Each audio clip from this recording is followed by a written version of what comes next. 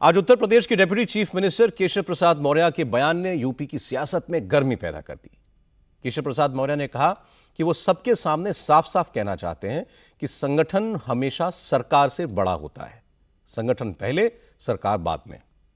हालांकि इस बयान में कुछ नया नहीं है, कुछ गलत नहीं है।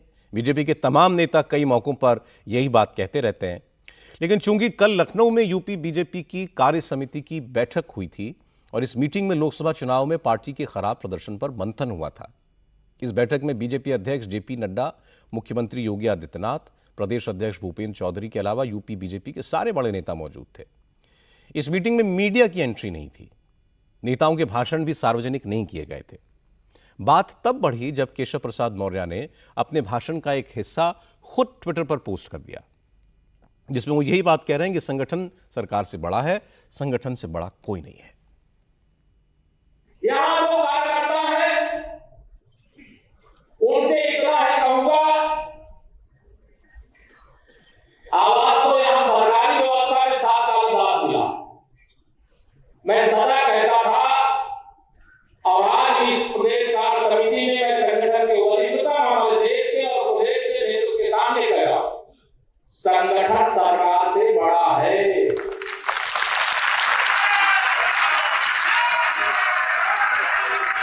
संगठन से बड़ा कोई नहीं होता है।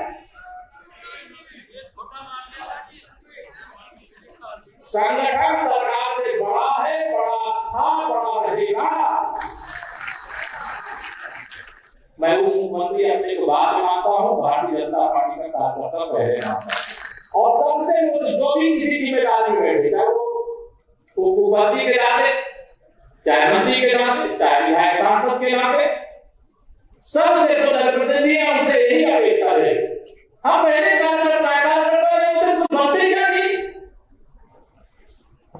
इसे सभी कार्यकर्ताओं को मान सम्मान है, उनकी समस्याओं का सर्वोच्च प्राथमिकता के आधार पर समाधान करें। जो होता है घटनाक्रम, रास्ता स्वयं विधाता है।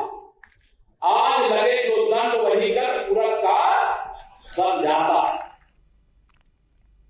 केशव प्रसाद मौर्य ने जो कहा वो साधारण सी बात थी, लेकिन इसके कई मतलब निकाले गए।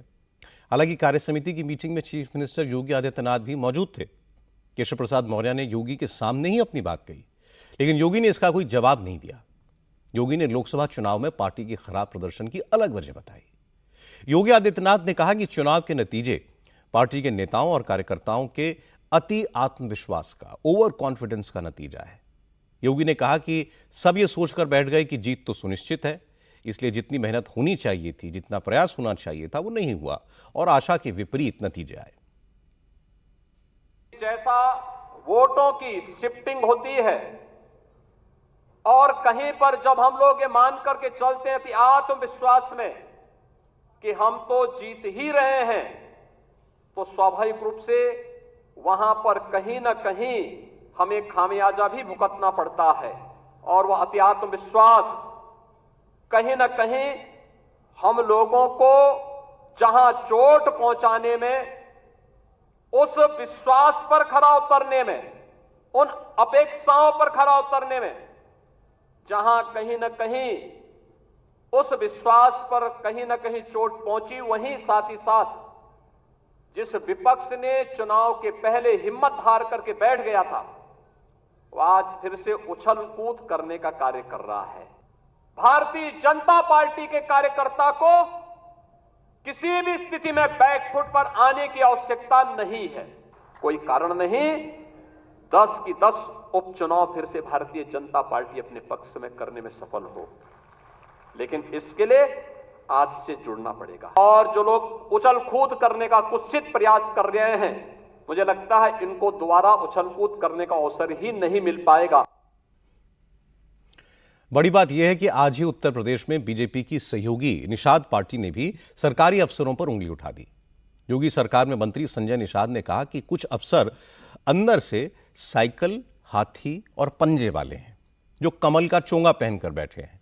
उन्हीं अफसरों ने कई इलाकों में बीजेपी के खिलाफ काम किया, इसलिए लोकसभा चुनाव में प्रदर्शन अच्छा नहीं रहा। सरकार पार्टी बनाती है, अब पार्टी को कार्यकर्ता खड़ा बड़ा करता है और पार्टी की नीतियों को जमीन पर कार्यकर्ता पहुंचाता है।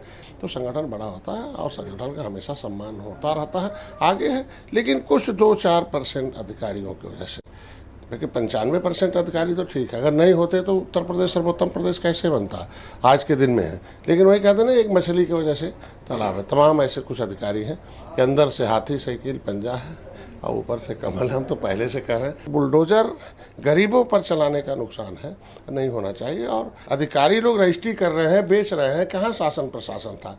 और आज उतने दूर है तो उसके लिए दूसरी व्यवस्था होनी चाहिए कि किसी को उजाड़ दिया जाएगा तब सब। तो एक माहौल एक तो ऐसे खराब है, दूसरा अधिकारी और माहौल खराब कर रहे हैं।